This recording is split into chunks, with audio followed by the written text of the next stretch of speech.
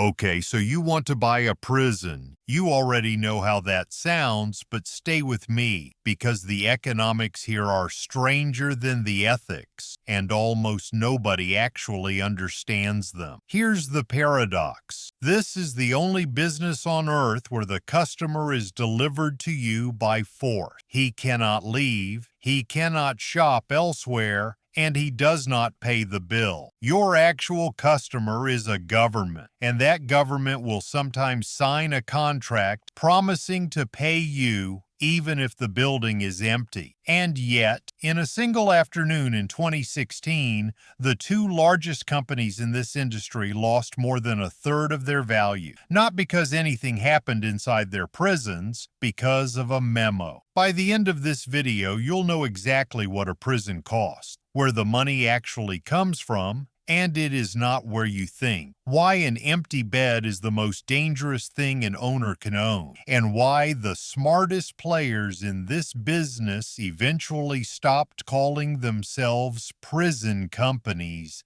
at all. So, what does it cost? There are 3 ways in. The small door. You don't buy a building, you buy a contract. The cheapest entry into this industry is a management contract. A county or a state hands you an existing facility and pays you to run it. You supply the staff, the food, the medical care, the software. You supply almost no capital at all. This is how the entire industry started, and it is still how a lot of operators live. The middle door. You own the building. In 2011, CoreCivic, then called Corrections Corporation of America, paid $72.7 million for the Lake Erie Correctional Institution in Ohio, a real, secure 1,000-plus bed prison, sold outright by a state government to a company. Hold on to that number. We're going to run the math on it later. And the big door. You buy the whole machine. In 2025, CoreCivic did about $2.2 billion in revenue. Its rival GEO Group did about $2.6 billion. Between them, they run well over 100 facilities. These are publicly traded companies. You could own a piece of one right now from your phone in about 90 seconds. But before any of that, there's a gate. You cannot decide to open a prison. There is no permit you file, no license you buy. A prison only exists because a government decides it needs one and agrees to pay you, which means your entire business, the building, the staff, the debt, all of it depends on a political decision made by people you did not elect and cannot control. And political decisions change. Remember that. It's the whole video. Now, where does the money actually come from? Governments pay private operators something called a per diem, a fixed rate per person, per day. Not per year, per day. Every morning, someone counts the bodies in the building, and that number becomes an invoice. CoreCivic publishes these figures in its filing, so we can look straight at the engine. In 2025, across its correctional and detention facilities, revenue $110.19 per person per day. Operating cost $84.49. Operating income, $25.70, a margin of 23.3%. Now, 23% is a good business, but that's not the interesting number. This is the interesting number. Of that $84 in daily costs, $61.75 is fixed, and only $22.74 is variable. Sit with that for a second. The building, the perimeter, the guards on the towers, the insurance, the heat, that's $61 a day, whether the bed is full or not. But actually putting a human being in the bed costs you about $23. The food, the laundry, the extra medical, you get paid $110. The marginal cost of one more body is $23. That gap, between $110 in and $23 of extra cost, that gap is the entire private prison industry. Every single incentive in this business flows out of that one number. You are not being paid to run a prison. You are being paid to fill one. And in 2025, CoreCivic's average occupancy was 77.7%, which means roughly 1 in 5 of its beds sat empty, generating nothing, and still costing money. Now you understand why the industry invented the next thing. It's called an occupancy guarantee, and it is exactly what it sounds like. Go and read Ohio's contract for that same Lake Erie prison. CoreCivic is paid a per diem of $48.51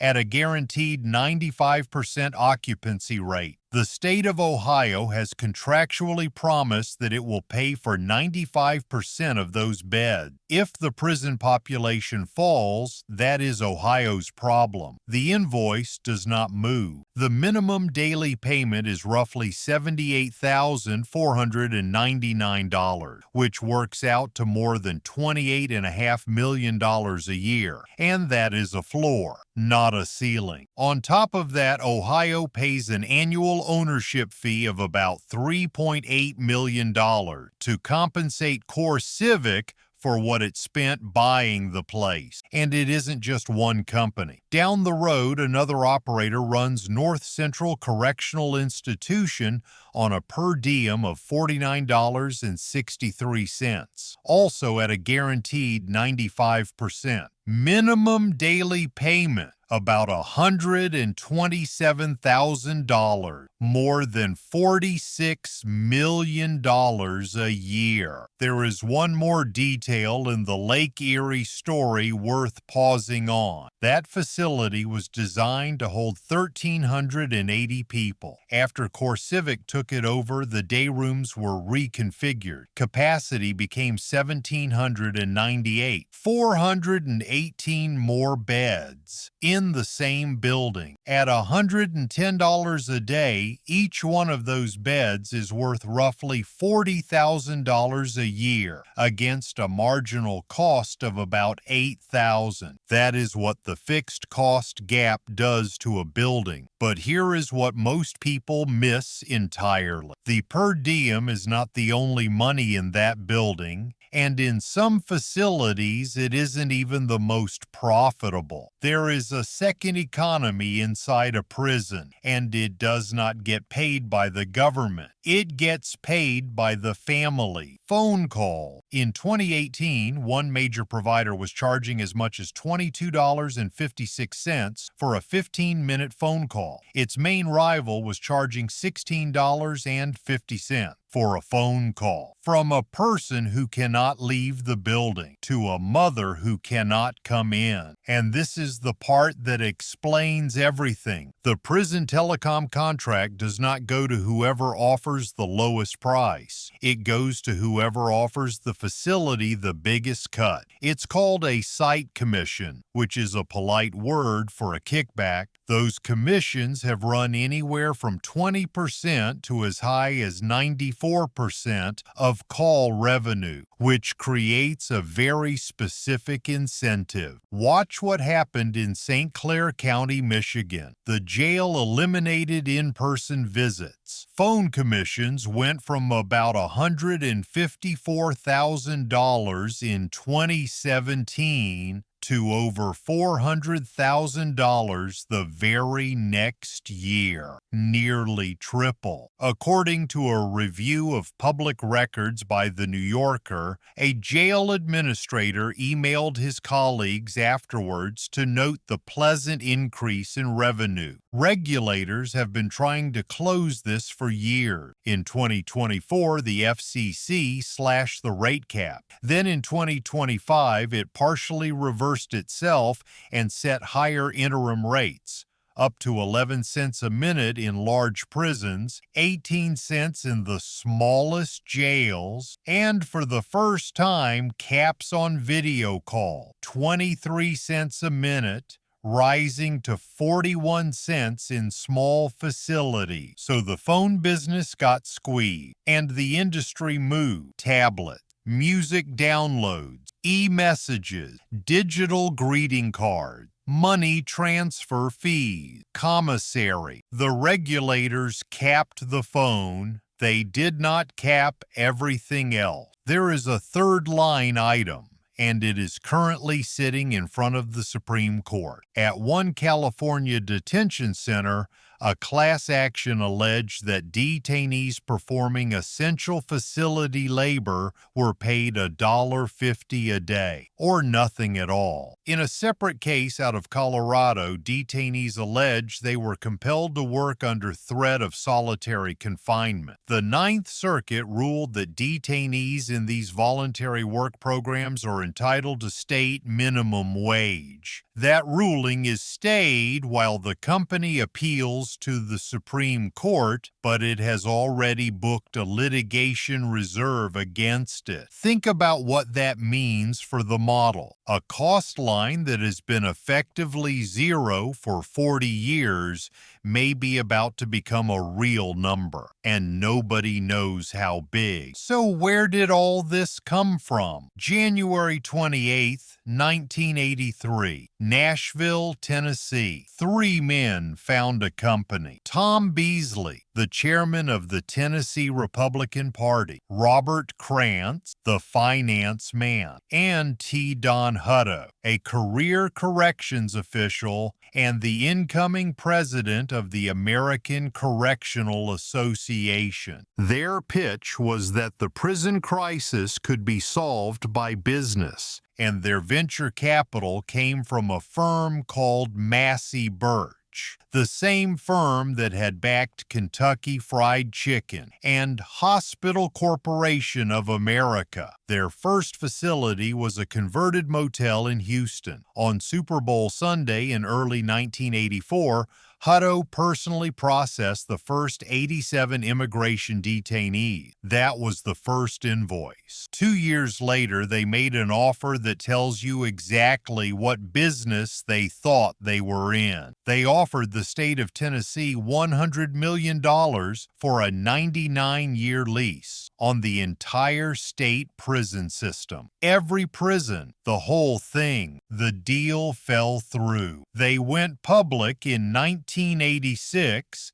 at $9 a share. Within a year, the stock was at $3. Here is what they eventually figured out. In 2013, both CoreCivic and GEO Group converted themselves into real estate investment trusts, the same corporate structure used by shopping malls and hotel chains, a structure that pays essentially no corporate income tax, provided it hands at least 90% of its income to shareholders. Read that carefully. The 2 largest prison companies in America looked at what they owned, the buildings, the land, the leases, and legally reclassified themselves as landlords. The prisoners were the tenants. The government was the guarantor, and the asset was the real estate. Meanwhile, the names went quiet. Wackenhut Corrections became GEO Group in 2004. Corrections Corporation of America became CoreCivic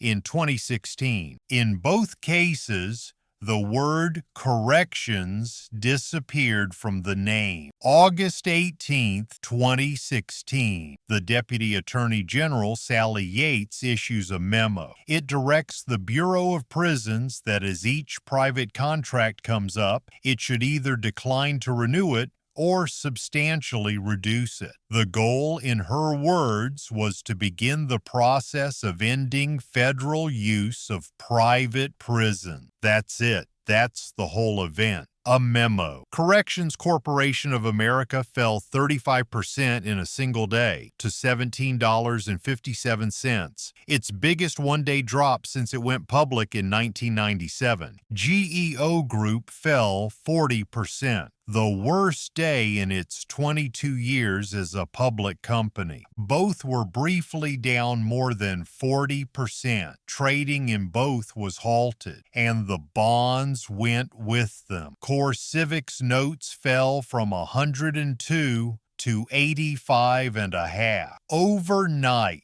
nothing operational had changed. Not one prisoner had been released. Not one contract had actually been canceled. A single piece of paper from a single official erased more than a third of the equity. That is what it means to have exactly one customer. Now watch the same lever pull the other way. In 2025, Congress appropriated roughly $45 billion in federal immigration detention funding. CoreCivic's quarterly revenue from immigration enforcement went from about $120 million at the end of 2024 to about $245 million at the end of 2025. It doubled. GEO expanded its detention capacity to 26,000 beds. CoreCivic's full-year revenue hit $2.2 billion, up 13%. And the idle facilities, the buildings that had been sitting empty, bleeding $61 a day per bed,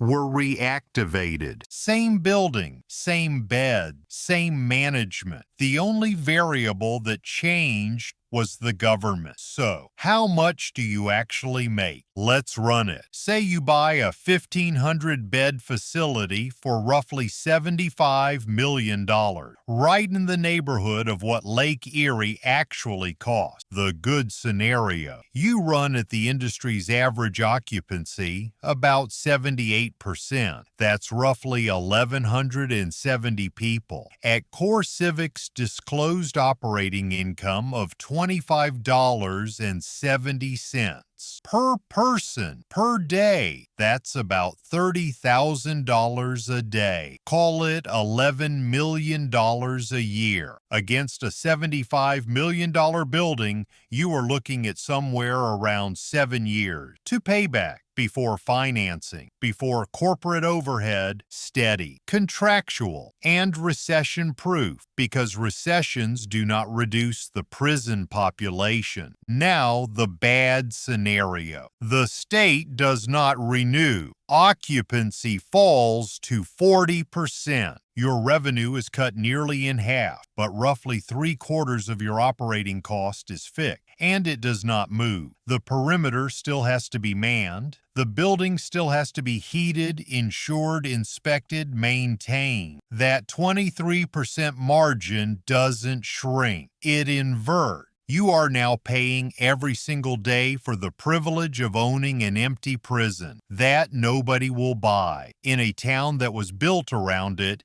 and that cannot be converted into anything else. There is no second use for this building. That's the trap. A hotel that fails becomes apartment. A mall that fails becomes a warehouse. A prison that fails becomes a liability with a fence around it. So, can owning a prison make you rich? Historically, yes. Reliably, for decades. But understand what you actually bought. You did not buy a building, and you did not buy a business. You bought a contract from a customer who can cancel it with a memo, whose demand you do not control, and whose policy can change every 4 years. A hotel has to convince you to come back. A casino has to convince you to stay. A prison has to convince nobody of anything. It only has to stay full. And that is the one thing the owner cannot promise.